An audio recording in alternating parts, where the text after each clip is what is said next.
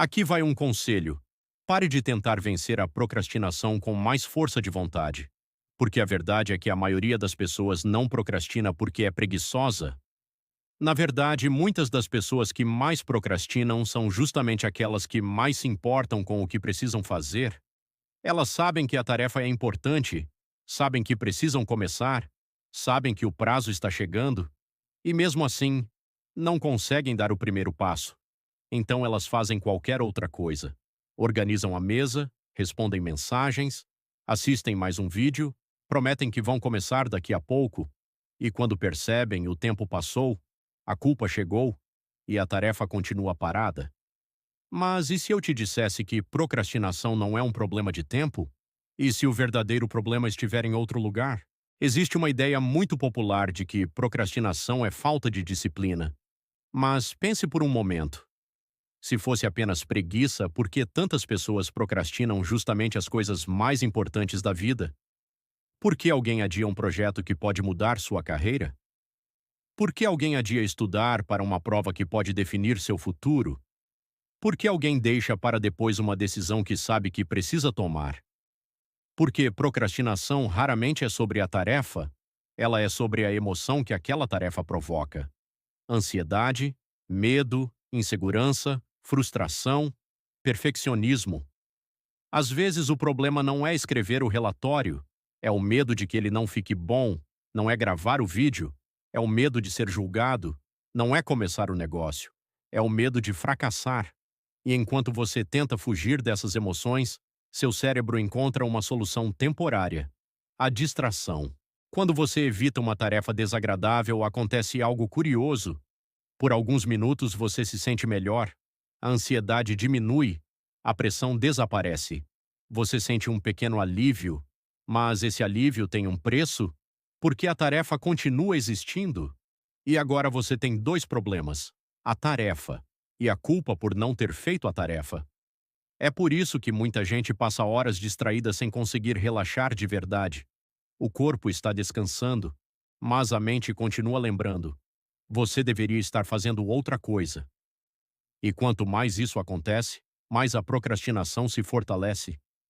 Ela deixa de ser apenas um hábito e começa a virar um ciclo. Funciona mais ou menos assim. Você evita a tarefa, sente alívio, depois sente culpa. A culpa gera ansiedade. A ansiedade torna a tarefa ainda mais assustadora. E então você evita novamente. Quanto mais tempo passa, maior parece o desafio, até que algo acontece, a urgência aparece, o prazo chega, e você finalmente fazem uma corrida desesperada. Talvez funcione, talvez não. Mas seu cérebro aprende uma lição perigosa. Eu sempre consigo resolver na última hora. E assim nasce o vício na urgência. Muitas pessoas acreditam que trabalham melhor sob pressão, mas normalmente não é verdade. O que acontece é que a urgência é tão forte que ela finalmente supera o medo. O problema é o custo: noites mal dormidas, estresse, ansiedade, qualidade inferior e uma sensação constante de estar apagando incêndios. Imagine quanto você poderia produzir se utilizasse a mesma energia de forma planejada, sem correria, sem culpa, sem desespero. Então, como sair desse ciclo? Primeiro, pare de focar na tarefa inteira. Seu cérebro odeia montanhas, mas ele aceita degraus. Em vez de pensar, preciso escrever um relatório de 20 páginas.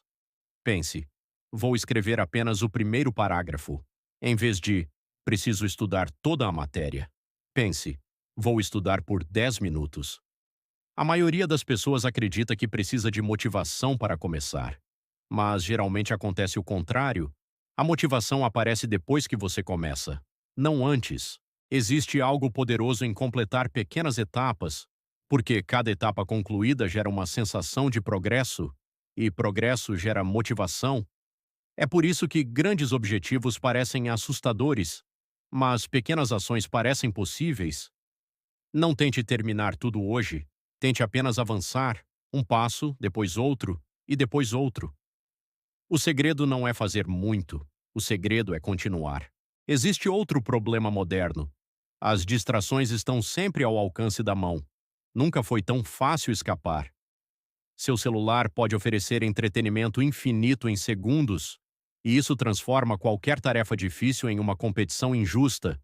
Por isso, uma das melhores estratégias é simples: torne a procrastinação mais difícil e o trabalho mais fácil. Afaste o celular. Feche abas desnecessárias. Desative notificações. Crie um ambiente onde começar seja mais fácil do que fugir. Parece simples, mas funciona. E aqui está a parte que poucas pessoas entendem. Você procrastina menos quando encontra significado no que está fazendo, quando existe propósito, quando existe uma razão forte, quando você sabe exatamente por que aquilo importa. A motivação verdadeira não vem da obrigação, ela vem da conexão. Quanto mais claro for o motivo, mais fácil será enfrentar a parte difícil. Porque todo projeto importante tem momentos cansativos, todo objetivo tem etapas chatas, todo crescimento exige desconforto. A diferença é que quem conhece o próprio motivo consegue continuar mesmo quando não está com vontade. Então, pare de se chamar de preguiçoso, pare de acreditar que você não tem disciplina. Talvez o problema não seja falta de capacidade. Talvez você esteja apenas tentando resolver uma questão emocional como se fosse uma questão de produtividade. Não espere sentir vontade. Não espere o momento perfeito. Não espere a motivação aparecer. Comece pequeno. Comece imperfeito, mas comece. Porque a melhor forma de vencer a procrastinação não é pensar mais sobre a tarefa. É dar o primeiro passo, e depois o próximo, e depois o próximo, até que aquilo que parecia impossível se torne apenas mais uma coisa concluída. Aqui vai um conselho: faça o que precisa ser feito antes que a urgência decida por você.